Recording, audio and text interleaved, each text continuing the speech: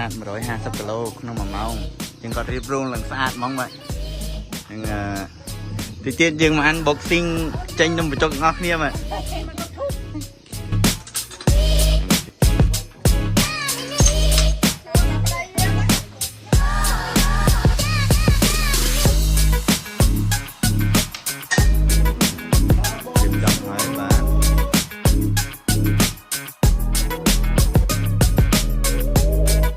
ហើយមកថៃហើយបាទរៀបចំធ្វើហើយបាទចាស់គាត់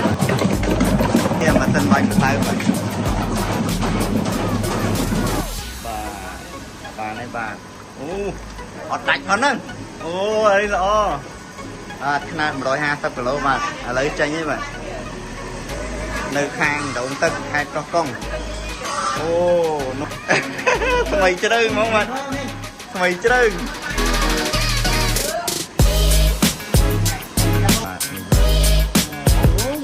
ហើយបាទឆ្នាំ150 គីឡូ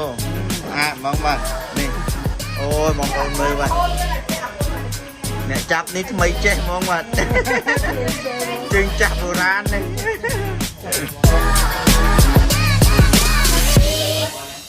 ហើយ